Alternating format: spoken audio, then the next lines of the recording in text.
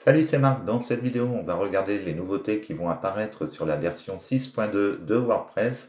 Donc, c'est des nouveautés que vous allez retrouver dans votre prochaine version qui devrait être disponible aux alentours du 28 mars. Donc, on a pour l'instant une version bêta test de la version 6.2, ce qui me permet de vous montrer justement les fonctionnalités qui vont apparaître dedans dans le futur. Donc on va voir qu'il y a pas mal de nouveautés qui vont apparaître, notamment si vous utilisez le full site editing au niveau de Gutenberg. Et ça va être quand même plutôt intéressant puisqu'il y a pas mal de trucs qui vont être vraiment utiles.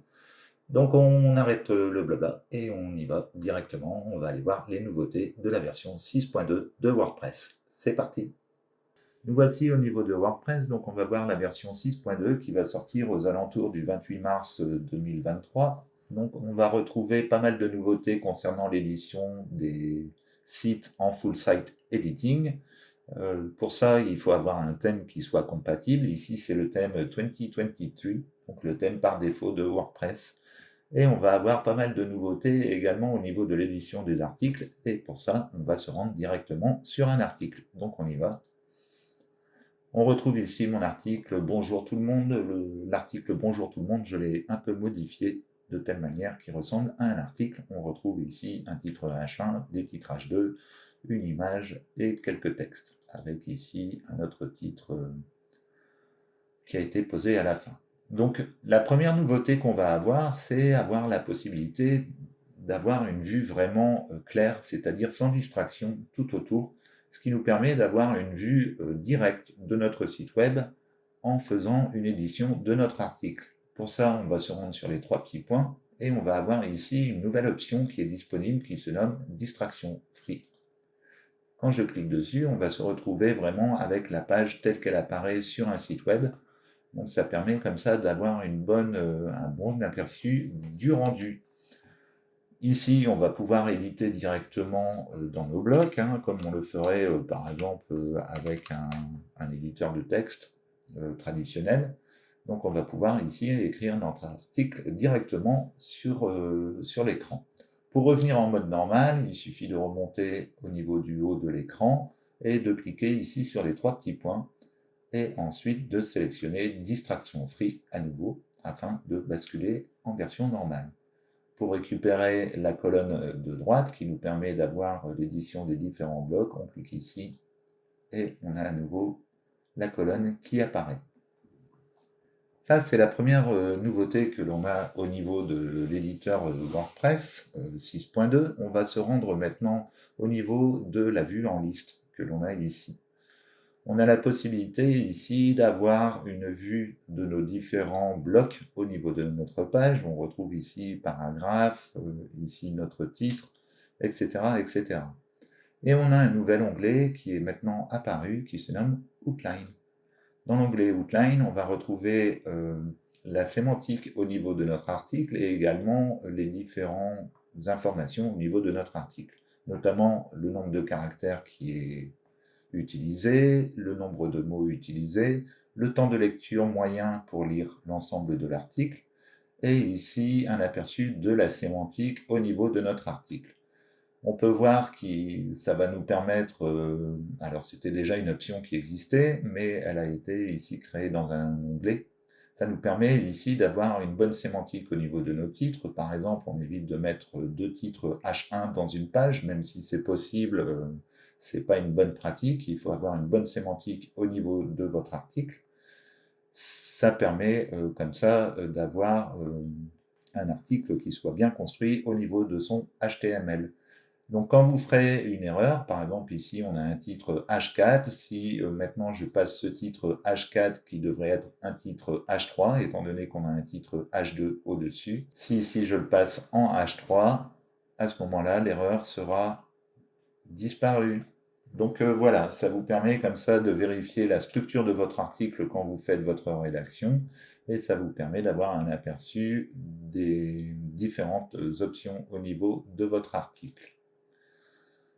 Autre chose que l'on va avoir, qui va être vraiment, vraiment, vraiment intéressant, c'est maintenant quand on va cliquer ici sur le plus. Quand on va cliquer sur le plus, on va retrouver trois onglets. On va avoir un onglet bloc, un onglet composition et un onglet médias. On va déjà commencer par l'onglet composition. Quand on va aller sur les compositions, on va avoir maintenant un tri qui va être fait au niveau des compositions. Rappelez-vous, avant, les images apparaissaient directement ici. Donc maintenant, on a un tri qui est fait au niveau des compositions et on va pouvoir accéder donc par thématique, ici, ou aller voir directement, explorer toutes les compositions en cliquant sur le bouton qui se situe ici. Et là, ici, on va avoir vraiment pas mal de choix pour pouvoir sélectionner ces compositions. Vous pouvez participer en publiant vos propres compositions pour participer à WordPress. Ça peut toujours être sympa. Donc ça, c'est au niveau des compositions que vous allez pouvoir intégrer directement en cliquant dessus. Vous allez ici, vous cliquez et vous avez directement la composition qui s'installe dans votre article. Ensuite, pour le supprimer, vous pouvez retirer ici le titre, le paragraphe, ou vous venez ici sur votre vue en liste et vous allez au niveau de votre groupe, donc ici, et vous supprimez. On va revenir sur le plus. Et on a également un onglet médias. Donc là, l'onglet médias, ça va être vraiment quelque chose de super, puisque par exemple, tous vos images maintenant que vous avez dans votre bibliothèque, dans votre médiathèque, vous allez pouvoir y accéder directement ici. On va avoir un nouvel onglet images qui va apparaître avec toutes les images contenues dans votre médiathèque. Donc quand on clique dessus, on va retrouver ici, j'ai qu'une seule image puisque c'est une nouvelle installation, mais on va retrouver l'ensemble des images qui sont dans la médiathèque et vous allez pouvoir faire une recherche ici pour retrouver justement l'image qui vous intéresse dans votre médiathèque. Donc ça, c'est vraiment super parce qu'avant, il fallait quitter la page, enfin, on avait accès directement en ajoutant une image, on se rendrait directement dans la médiathèque. Ici, il n'y a plus besoin, on peut aller directement sur image et insérer notre image. On a également la possibilité d'accéder à l'Openverse. Alors l'Openverse, ici, vous allez retrouver pas mal d'images. Donc ici, c'est des images un peu vieilles. Alors vous avez l'impression qu'il n'y a pas beaucoup de choix, mais en fait, vous avez accès directement à une librairie de 600 millions d'images, enfin de 600 millions de médias. Donc on retrouve ici Openverse, par exemple. On a ici 600 millions d'images qui sont, enfin de médias qui sont libres de droit. Et donc on a ici la possibilité de trouver des images ou de l'audio. Pour l'instant, a priori, on peut mettre que des images. Il faudrait faire un test avec l'audio si ça ne va pas apparaître par la suite. Mais ça vous permet comme ça de pouvoir trouver des images vraiment facilement sans devoir vous rendre forcément au niveau de Pixabay ou des trucs comme ça. Vous allez pouvoir ici marquer, par exemple ici si je marque nature, je vais avoir un tas d'images qui vont être proposées et que je vais pouvoir insérer directement dans mon article. Donc ici, quand on va insérer une image dans l'article, qui va être prise ici, on va avoir ici un lien qui va être mis en dessous, qui nous permet d'avoir différentes informations au niveau de l'image, notamment ici, comme quoi c'est une Creative Commons, donc on peut cliquer dessus et avoir les informations sur le Creative Commons pour voir la licence. On a ici l'auteur, donc on va pouvoir cliquer dessus et savoir de où vient l'image. Donc ici, elle provient de stocksnap.io et on a l'auteur ici. Donc on peut se rendre directement ici, ouvrir dans un nouvel onglet. Et voilà le compte de la personne qui a 2 images au niveau de son compte. On a ici le nom de l'image. Alors bien sûr, si vous voulez, vous pouvez supprimer cet élément. Vous pouvez remplacer cet élément. Et il faut savoir que les images que vous allez intégrer à l'intérieur de votre article de WordPress, par exemple ici j'ai cliqué directement dans la bibliothèque et je l'ai inséré dans mon article. Si je fais une mise à jour, je reviens au niveau de WordPress. Si je vais dans la médiathèque, on peut voir que l'image n'est pas disponible. Donc en fait, les images que vous allez intégrer comme ça au niveau de WordPress vont être des images externes. Pour pouvoir avoir l'image sur votre médiathèque, vous pouvez ici vous rendre sur l'image Et ça dépend des images et les droits qui sont attribués au niveau des images, mais sinon vous aurez un petit onglet ici qui permet de téléverser une image externe. Donc on clique dessus. Et maintenant, si je reviens sur la médiathèque, donc ici je vais quitter, je vais aller sur la médiathèque, on va retrouver l'image. Maintenant, elle est disponible au niveau de nos médias et on va pouvoir la réutiliser dans notre article en se servant, par exemple, ici. Donc, si je clique sur le plus ici, je vais dans Médias. Si je vais dans les images ici, je vais la retrouver ici, ce qui me permettra de l'intégrer plus rapidement si je veux l'utiliser ailleurs. Autre chose qu'on va avoir par exemple sur les photos, c'est quand on va sélectionner notre photo ici, on va maintenant avoir deux onglets. On va avoir un onglet qui nous permet de gérer les paramètres de l'image et un onglet style qui va nous permettre ici de régler par exemple les bordures ou également les arrondis au niveau de l'image. Donc ici, on va pouvoir travailler sur l'image ou ici mettre une bordure au niveau de notre image afin de l'encadrer.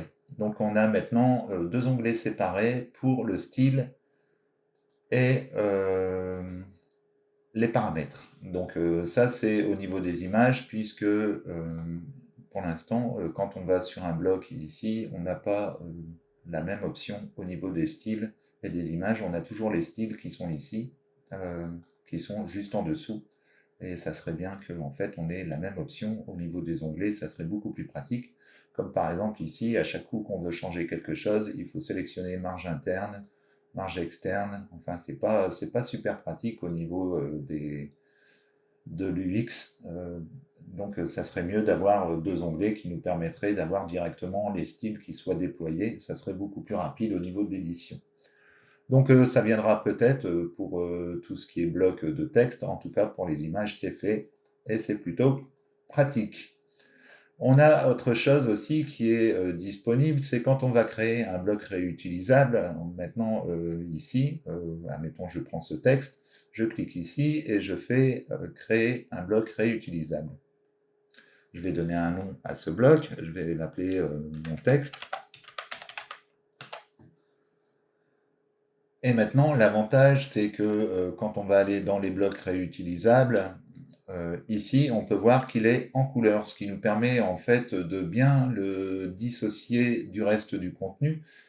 J'avais fait une vidéo qui vous expliquait les blocs réutilisables et leurs conséquences quand vous les utilisez, c'est-à-dire qu'un bloc réutilisable est un bloc global. Si vous utilisez votre bloc réutilisable dans plusieurs pages et que vous faites une modification sur l'un des blocs, ça va se répertorier sur l'ensemble des blocs de votre page. Donc je vous mets le lien pour aller suivre la vidéo pour voir un petit peu en quoi consistent les blocs réutilisables. Donc on va comme ça avoir une couleur au niveau du bloc, ce qui nous permet, surtout dans la vue en liste, de bien retrouver notre bloc. On a également la même couleur qui est attribuée pour le footer et le header, ce qui nous permet de dissocier les éléments de template et les éléments qui sont mis directement dans notre article. Donc c'est bien pratique parce qu'avant tout était de la même couleur et pour se repérer c'était pas forcément l'idéal. Donc ça c'est tout pour les nouveautés au niveau de l'édition d'un article de blog. On va se rendre au niveau du full site editing pour voir un petit peu les nouveautés au niveau de WordPress 6.2. Donc pour ça je vais cliquer sur le W ici, je vais quitter la page et on va aller dans Apparence et Éditeur. On arrive sur l'édition FSE, on va pouvoir sélectionner un modèle et on va pouvoir comme ça sélectionner notre page directement ici. C'est beaucoup plus pratique que ce que l'on avait avant puisqu'on va pouvoir naviguer directement en se servant de la colonne latérale ici pour se rendre sur les différents templates qui sont disponibles au niveau de notre installation de WordPress. On va bien sûr pouvoir ajouter un nouveau modèle en cliquant ici et on va pouvoir comme ça ajouter le modèle que l'on souhaite, c'est-à-dire ajouter une nouvelle page à l'intérieur de notre template WordPress. Autre chose, c'est que quand on va sélectionner une page, par exemple ici je sélectionne la page d'accueil, on va avoir un onglet modifié ici qui nous permet d'accéder directement à la modification Donc c'est beaucoup plus pratique, hein. Quand on revient ici, on atterrit sur l'édition FSE, on revient ici et on va pouvoir sélectionner une autre page pour l'éditer de la même manière et la modifier directement à cet endroit. Donc d'un point de vue UX et d'un point de vue UI, c'est vraiment pratique, beaucoup plus pratique qu'avant, puisque ici on peut tout faire sans quitter son écran. C'est quand même bien pratique. On a aussi la possibilité de retrouver la vue en liste que l'on avait auparavant sur l'ancienne version. Donc pour ça, on peut aller ici sur Manage All Templates et on retrouve donc notre vue en liste qui était peut-être un peu intimidante avec toutes les informations qu'il y avait dessus. Ici, c'est peut-être un peu moins pratique. Enfin, c'est une autre version si vous avez l'habitude avec l'ancienne version, mais avec la nouvelle, c'est quand même beaucoup plus pratique. Donc voilà pour l'édition au niveau de nos sites. On va se rendre maintenant sur une page, mettons la page d'accueil. Et ici, on a notre menu. Donc on va pouvoir cliquer ici sur le menu. Je vais pouvoir éditer le menu, donc je clique dessus et ici on a l'onglet modifier. Quand je clique dessus, ce menu est automatiquement synchronisé avec les pages de votre site. Vous pouvez le manager, enfin le régler ce menu vous-même en cliquant sur modifier. Donc je vais cliquer sur modifier. On va pouvoir enregistrer la page. Et maintenant, quand on va se rendre ici, au niveau des différents templates, on va retrouver notre menu de navigation. Ce menu, on va pouvoir gérer plusieurs informations à l'intérieur, notamment son contenu, comme par exemple ici, on a page d'exemple qui correspond à notre titre que l'on a ici. Donc on arrive comme ça à accéder directement à notre modèle. Et en fait, quand on va cliquer sur notre élément ici, eh ben, on va arriver directement sur la page de destination, ce qui nous permet en fait de vérifier également la navigation de notre site web. Donc c'est quand même bien pratique. Ça permet comme ça d'avoir une vue dynamique de notre site en naviguant à travers les pages. On va pouvoir ajouter d'autres éléments dans notre menu à partir d'ici. En cliquant sur le plus, on pourrait rajouter les partages sociaux, etc. Si par exemple ici j'ajoute une nouvelle page, je vais avoir une nouvelle page d'exemple qui va être disponible à cet endroit. On peut ensuite supprimer l'élément ici si on le souhaite. Donc ça c'est pour l'édition du menu. Évidemment ce menu on va pouvoir le personnaliser davantage. On va pouvoir, donc ici je vais enregistrer. Quand on va enregistrer, on va pouvoir sélectionner au niveau de quelle partie on veut enregistrer ce menu. Donc si on veut par exemple que ce soit la navigation principale, ou ça pourrait être aussi un menu pied de page s'il avait été créé. Ici, il n'y a qu'un seul menu qui a été créé, c'est pour ça qu'on n'a qu'une seule liste qui apparaît à cet endroit.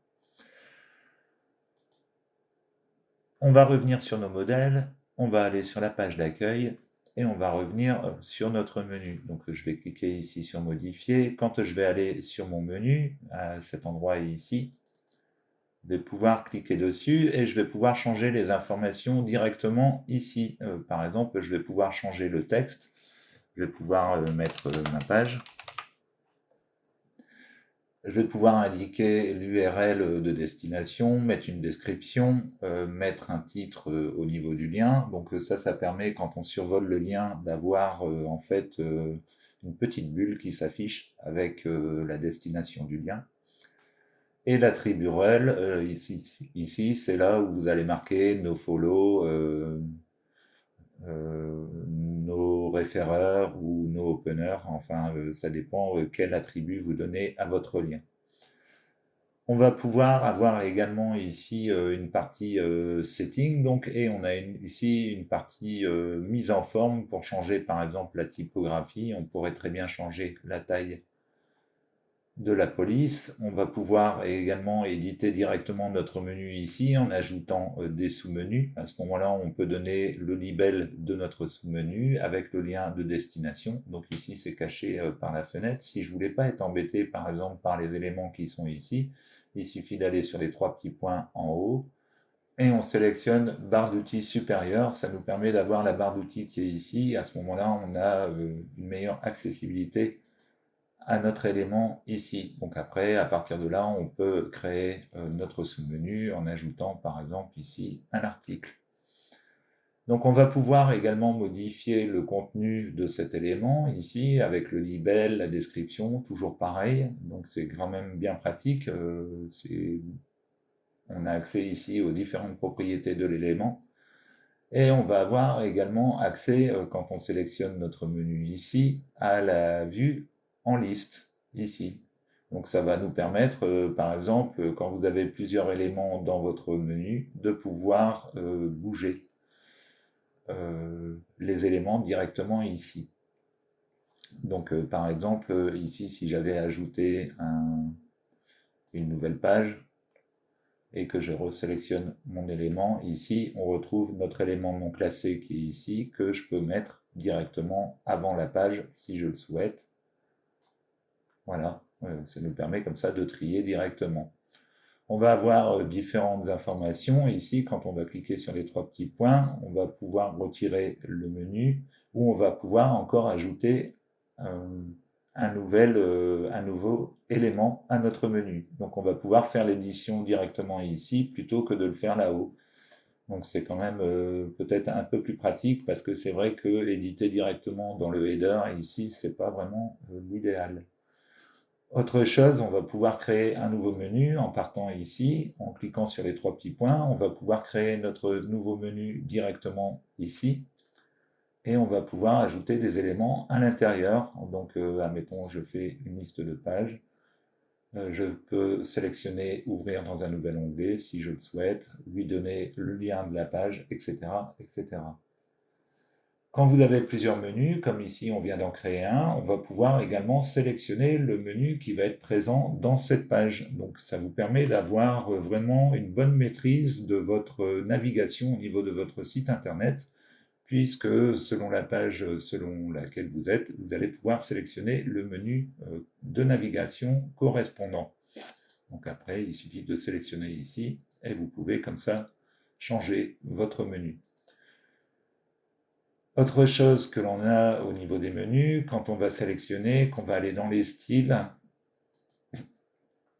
alors, aller dans les styles ici, on va avoir la possibilité de mettre différentes couleurs au niveau de notre menu. Donc on va pouvoir mettre des couleurs d'arrière-plan pour les sous-menus, on va pouvoir mettre des couleurs pour le texte, etc. Ce qui va nous permettre d'avoir des... Par exemple ici, si je mets une couleur, alors il faudrait que je sélectionne l'autre menu. Je vais revenir ici.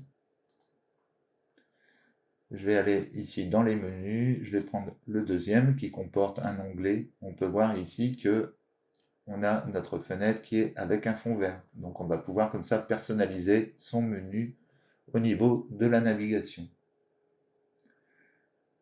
Autre chose que l'on a également, quand on va se rendre ici au niveau des différents modèles, quand je vais revenir au niveau des différents modèles, je vais choisir un modèle, peu importe, on peut prendre par exemple une publication, je fais modifier, et on va avoir ici l'onglet style, donc on va pouvoir cliquer dessus. La première option super intéressante que l'on va avoir ici, c'est l'œil. Quand on va cliquer dessus, on va avoir un aperçu des différents styles globaux qui sont utilisés au niveau de notre site. Donc selon le style de thème que vous aurez choisi au niveau de WordPress, vous allez voir ici les différents éléments qui vont se modifier.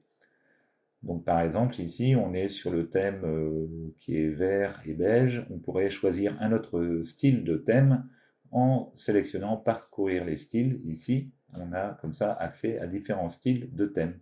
Si je sélectionne un thème, on va avoir la modification qui va être faite directement ici, ce qui nous donne un aperçu des différents éléments. Donc on a l'aperçu des différents textes, leur manière dont ils sont employés dans les différents blocs. On a également un aperçu ici au niveau des médias, le style qui va être fait selon le type d'image que vous allez sélectionner, enfin le style de thème que vous allez sélectionner. Vous aurez des mises en page différentes. On a le même pour le design, les widgets et également le thème. Donc ici, ça concerne tout ce qui est logo, etc. Autre chose ici, donc on est sur un style global. Imaginons que je prenne ce style ici, je vais sur l'onglet Design, on retrouve les différents boutons qui sont ici. Ces boutons, comme je le disais, ce sont des boutons globaux. Donc à chaque coup que vous allez créer un bouton sur une page, vous allez avoir ce bouton qui va être avec le même style exactement de créer. Vous pouvez modifier ce style en revenant ici au niveau de parcourir les styles. Et vous allez sélectionner votre bloc ici. Donc imaginons qu'ici je veux changer le bouton, je peux sélectionner le bouton. J'ai un aperçu du bouton tel qu'il est à l'heure actuelle et je vais pouvoir modifier sa typographie, ses couleurs, ses bordures. Par exemple ici la bordure, je vais pouvoir ici régler la taille de la bordure en modifiant ici son aspect. Donc je vais pouvoir comme ça avoir des boutons rectangulaires si je le souhaite. Et comme ça, à chaque fois que je vais créer un bouton dans une page, il aura exactement cet aspect ici. Donc ça vous permet d'avoir des styles globaux qui sont intéressants. Vous avez une autre utilité aussi au niveau des styles globaux qu'on verra juste après. Avant de quitter cette page ici, ce que je voudrais vous montrer, c'est qu'on a aussi une nouvelle option qui est apparue et qui est vraiment super intéressante. C'est ici, quand on va cliquer sur les 3 boutons au niveau de notre page de style, on va pouvoir ajouter du code CSS. Donc quand on clique dessus, ça va nous permettre comme ça de personnaliser notre modèle de page avec du code CSS. Ça, c'est vraiment une option qui était attendue au niveau de ceux qui construisent des sites internet, puisque là, on va pouvoir personnaliser entièrement le style de notre site internet. On va terminer par une petite option aussi au niveau de la gestion des blocs globaux. C'est quand vous allez prendre un texte, mettons ici, je prends le titre de la publication, je reviens ici sur l'élément en colonne, je vais dans l'onglet Avancé, je vais pouvoir changer ici, je vais pouvoir personnaliser l'apparence de mon titre et lui appliquer en style global. Donc par exemple ici c'est un titre de la publication, c'est un titre H1, je pourrais très bien modifier son style ici en lui mettant par exemple un arrière-plan ou peu importe. Et donc une fois que j'ai fait cet élément ici, je vais pouvoir appliquer ce style globalement. Je vais enregistrer. Et si je vais sur un autre bloc, par exemple, je vais sur ma page archive, on va voir que notre titre H1 ici a conservé exactement le même style puisqu'on lui a conféré un style global. Donc voilà. Voilà, j'espère que cette vidéo vous aura plu. Si vous avez aimé, n'hésitez pas à liker, à commenter et à partager. Ça permettra à la chaîne de se faire connaître.